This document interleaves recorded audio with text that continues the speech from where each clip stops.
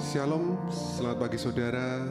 Kita percaya Allah kita yang kita sembah adalah yang selalu senantiasa memberkati kita, bahkan di saat-saat kegelapan dalam kehidupan kita. Maka kita percaya kita perlu mencari Tuhan setiap hari, bahkan di pagi hari ini. Kita mau menyenangkan hatinya, karena Dia selalu ada bagi kita di setiap musim dalam kehidupan kita. Mari kita cari wajah-Nya. Saat ku menyembah-Mu,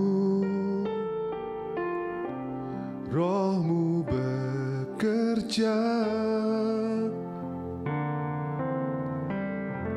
Saat ku memuji-Mu, Kau bertahta di atas pujian. Saat ku menyembah-Mu, saat ku menyembah-Mu, Roh-Mu bekerja. Saat ku memuji-Mu, Kau bertahta di atas pujian. Ku angkat hatiku,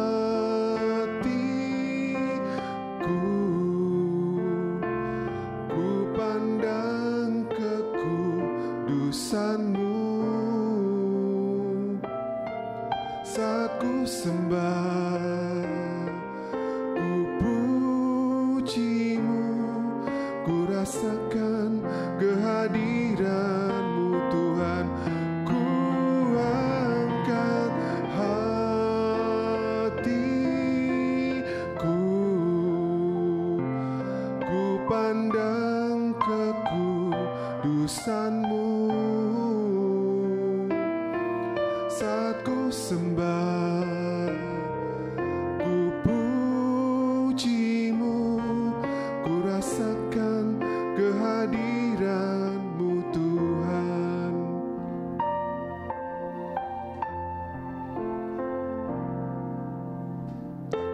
Saat ku menyembah-Mu, Roh-Mu bekerja. Saat ku memuji-Mu, Kau bertahta di atas pujian. Ku angkat hatiku, ku pandang kekudusan-Mu. Saat ku sembah, ku puji-Mu, ku rasakan kehadiran-Mu Tuhan. Ku angkat hatiku, ku pandang kekudusan-Mu. Saat ku sembah, ku puji-Mu, ku rasakan kehadiran-Mu Tuhan. Ku angkat hatiku, ku pandang kekudusan-Mu. Saat ku sembah, ku puji-Mu, ku rasakan kehadiran-Mu Tuhan. Ku angkat hatiku, ku pandang kekudusan-Mu. Saat ku sembah, ku puji-Mu, ku rasakan kehadiran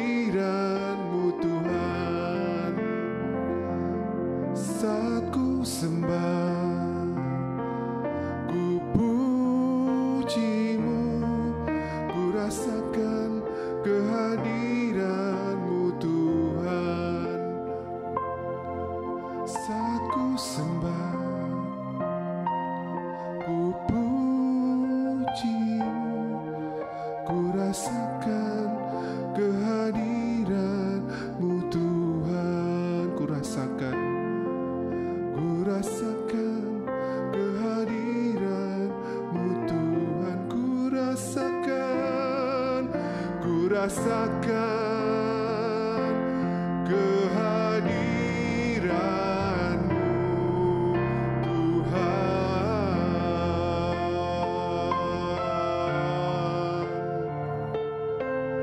Ku sembah Engkau, ku tinggikan nama-Mu, Allah yang berkuasa, Allah yang hidup, Allah menolong kami, penyelamat hidup kami, Yesus. Terima kasih Tuhan, hanya segala pujian kami naikkan bagi-Mu. Engkau yang layak terima segala pujian, segala sembah kami. Terima kasih Yesus, terima kasih Yesus, Engkau sungguh besar dan ajaib.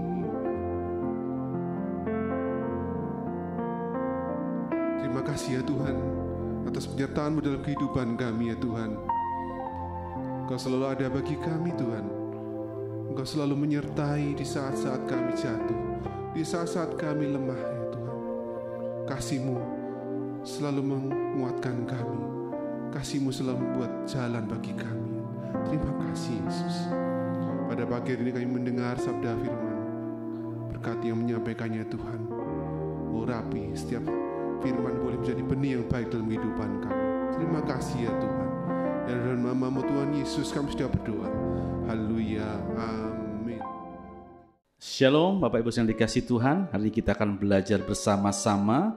Dan hari ini saya akan ambil firman Tuhan hari ini dengan judul Jangan hidup di dalam kekhawatiran. Saudara dikasihi Tuhan, apa itu khawatir?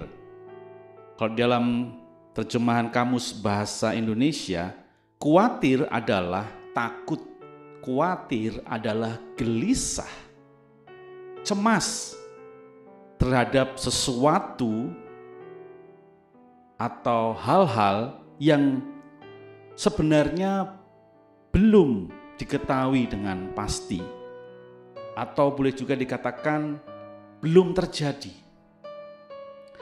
Kalau dalam bahasa Yunani, saudara, dipakai kata merimnao, yang artinya adalah rasa takut, cemas, gelisah terhadap sesuatu yang belum pasti atau belum diketahui dengan pasti akan terjadi.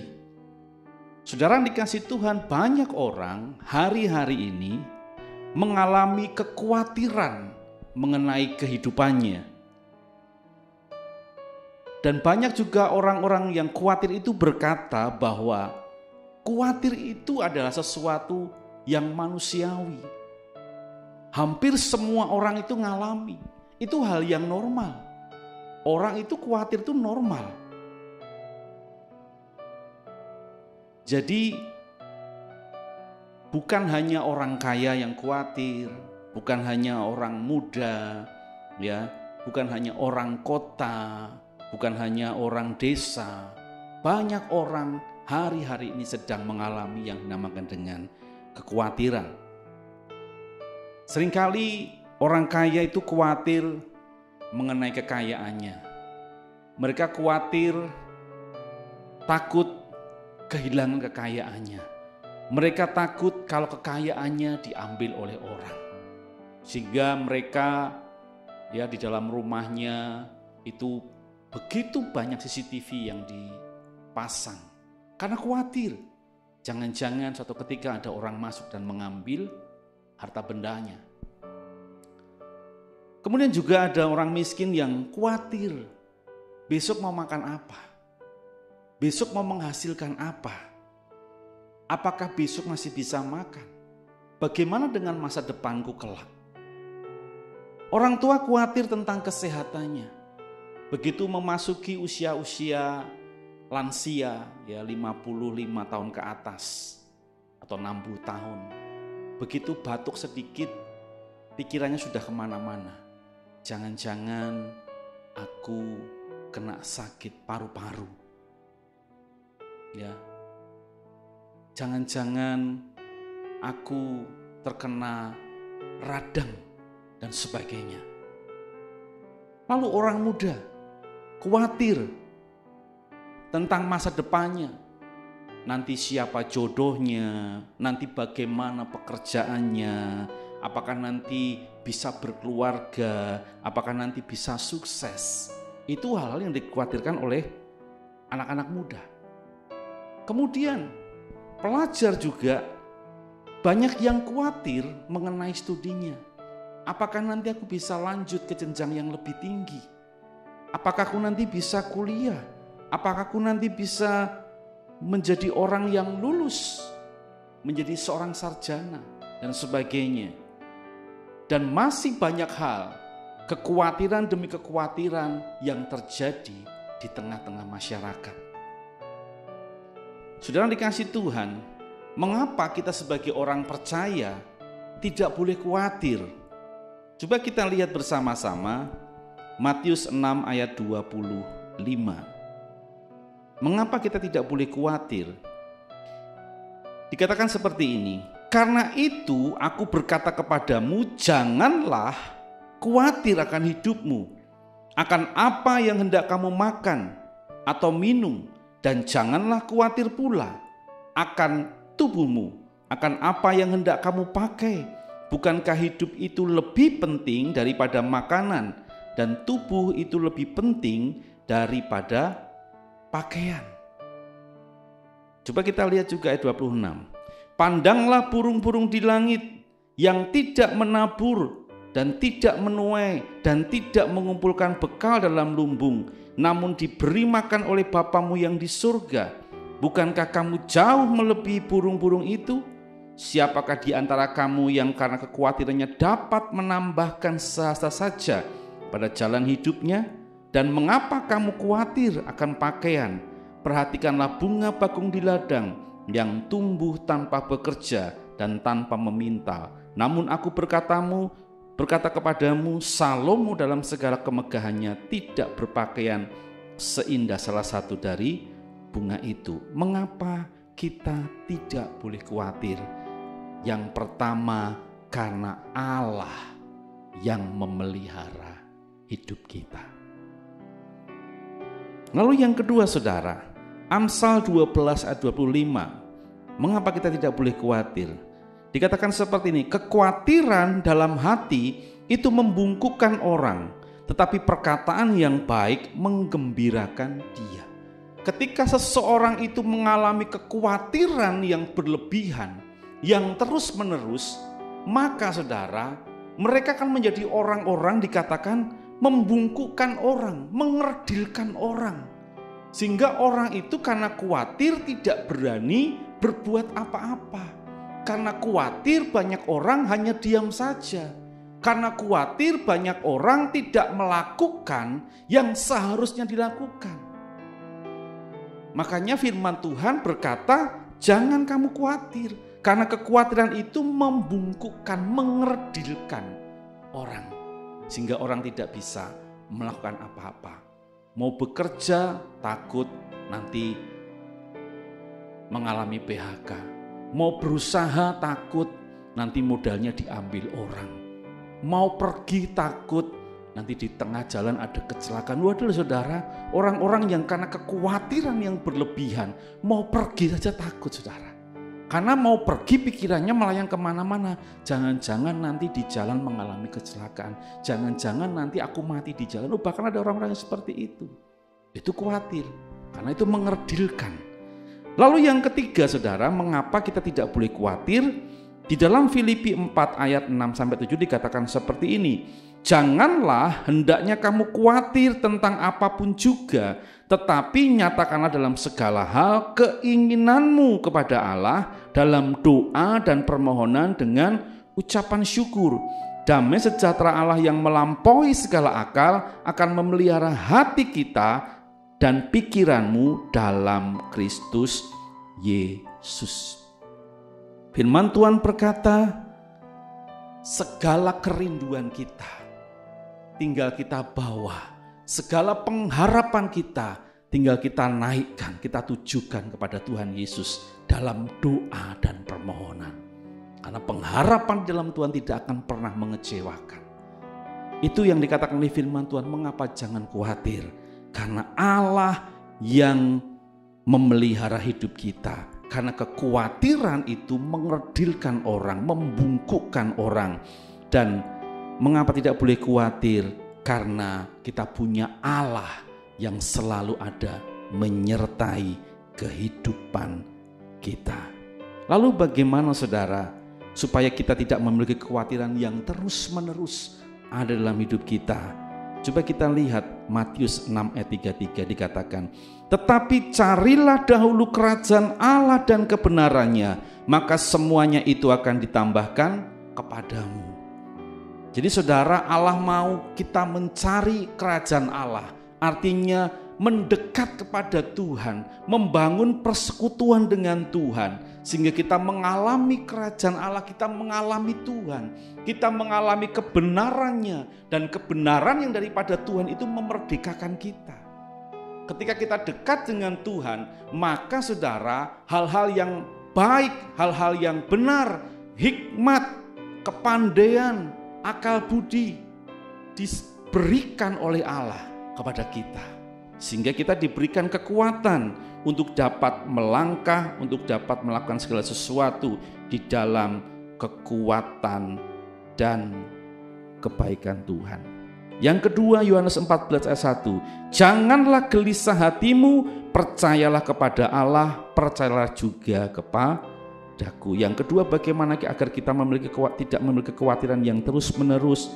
Saudara, percayakan hidupmu kepada Tuhan dan berani percaya, berani punya iman bahwa Allah sanggup membuat hidup kita, bahwa Allah sanggup membuat hidup kita menjadi hidup yang lebih baik, bahwa Allah sanggup memelihara kehidupan kita. Jadi itu saudara, mari hari-hari ini ketika engkau mengalami kekhawatiran, bahwa itu di hadapan Tuhan, serahkan segala sesuatunya. Dan percayalah, ketika hari-hari ini engkau semakin membangun kedekatan dengan Tuhan, maka engkau akan jadi pribadi yang kuat, pribadi-pribadi yang dikatakan lebih daripada pemenang. Demikian firman Tuhan hari ini, biar menjadi kekuatan setiap kita. Tuhan Yesus memberkati.